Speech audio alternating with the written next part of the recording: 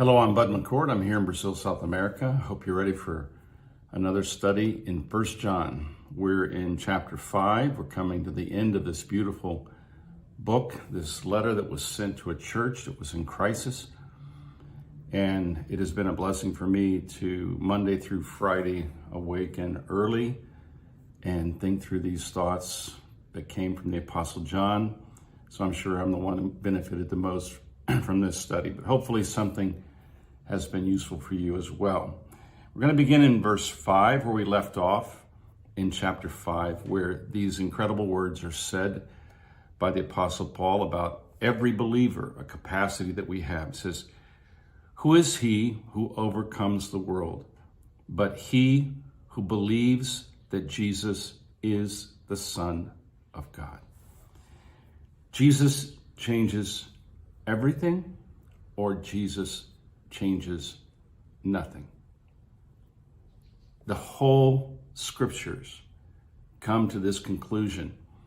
Everything that is said, especially in the Gospels, everything that we as Christians have been declaring for the last 2,000 years, they all come to nothing if Jesus is not the Son of God.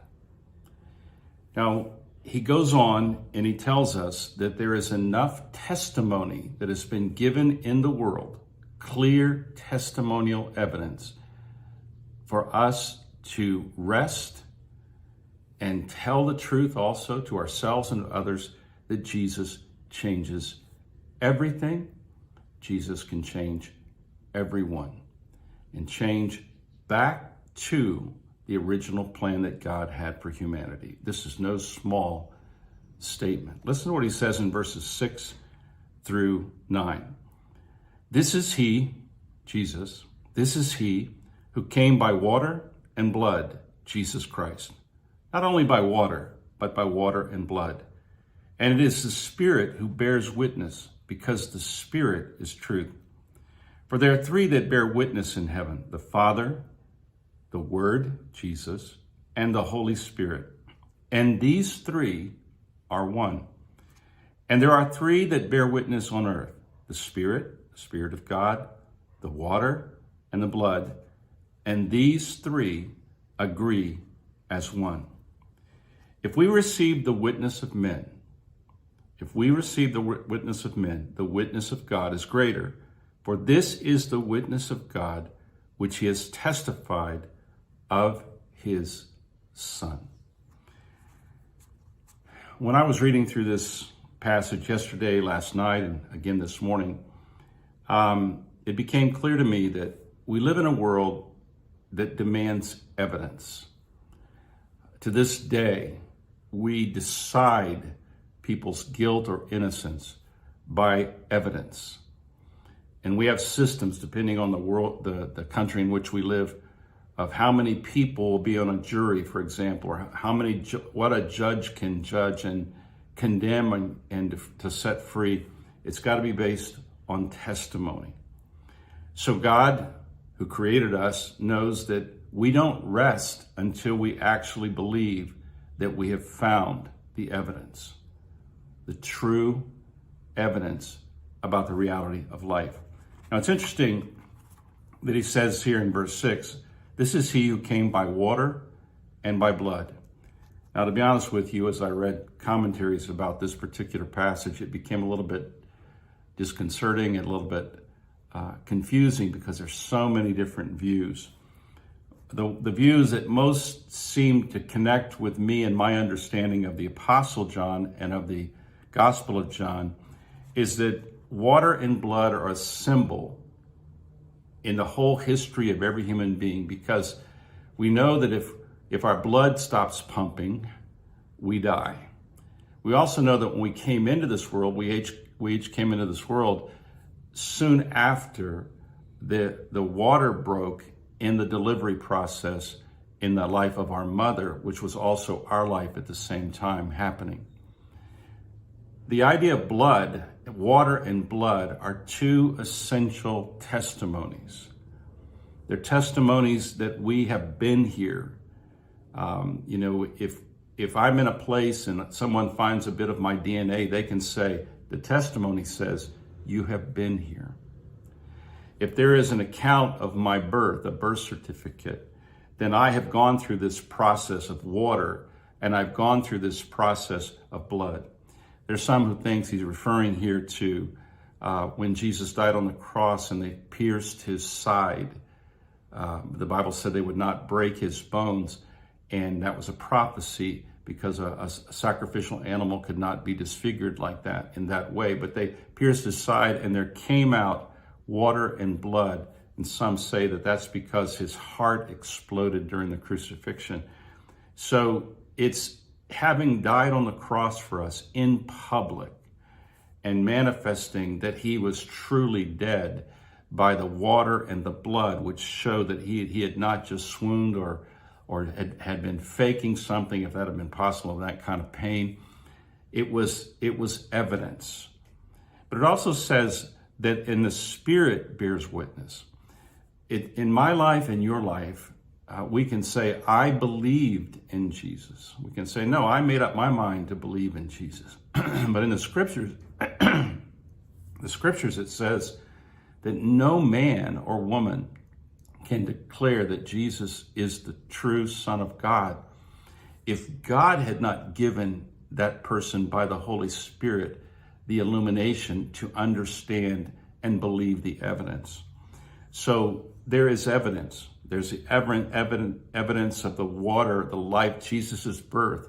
So interesting that in the Gospels, they take a lot of time with Jesus' birth because he has to come into this world like all of us come into this world, as every human being has come into this world. And there was a question then even of water and blood. Also, he had to give this water to us. And he had to give his blood at Calvary. You know, remember when he says to the Samaritan woman that he could be living water in her if she would just believe in him. Believe his testimony, believe his life, believe his works. And so this whole idea of water and blood and spirit, they testify.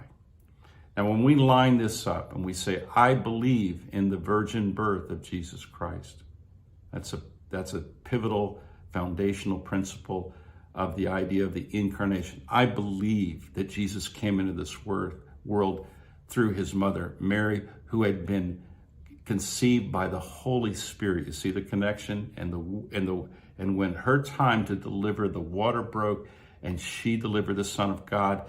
And then he lays his life down and she's watching as he dies on the cross. And you can just say, this is evidence. This is evidence. But the evidence in my heart is that there's something in my heart that is drawn to this testimony. Is drawn to this testimony.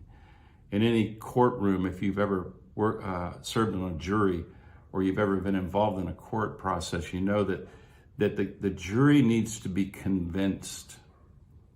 And in the United States, for instance, there's this high standard. It must be a unanimous decision, or the person goes free. There wasn't enough evidence. Well, Jesus is the evidence. He is the testimony. And it's interesting, too, that this idea, when we get to the book of Acts and the Holy Spirit comes on the church that's waiting on the power to come from God, he says, you will be my witnesses. You will be my witnesses. You will go out into all the world and make disciples. And so in a sense, we all have to take out into the world the story of Jesus' birth, the water, the story of Jesus' life, which was with his Father and with the Spirit. And then we have to tell the world the evidence is true, and Jesus is risen from the dead, and he has overcome death. And so the apostle is telling this church here for them to settle this question of how much Jesus changes. And for them to be at peace, and for you to be at peace, and for me to be at peace, I have to say, Jesus changes everything for me and changes everything in me, because he is all and is in all. The evidence is in. The evidence has been given by water, by blood, by the Holy Spirit.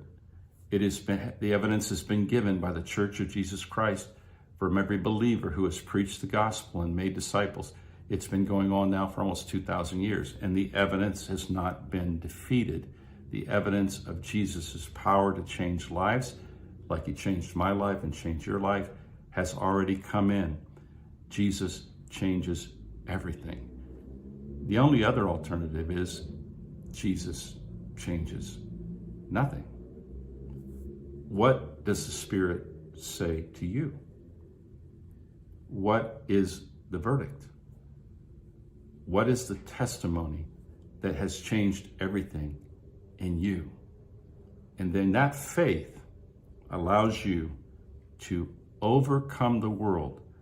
Who is he who overcomes the world but he who believes that Jesus is the Son of God? It's really an absolutely beautiful part of this letter. I really encourage you that you would think through this. If you want to read commentaries, you certainly can find that out. But I think that if you will just look at the person of Jesus, his birth, his life, his death, his resurrection, and what the Spirit has shown you, I think you'll say, I know what my verdict is. Jesus is the Son of God, and he changes everything equally for all who believe. God bless you. Have a great day.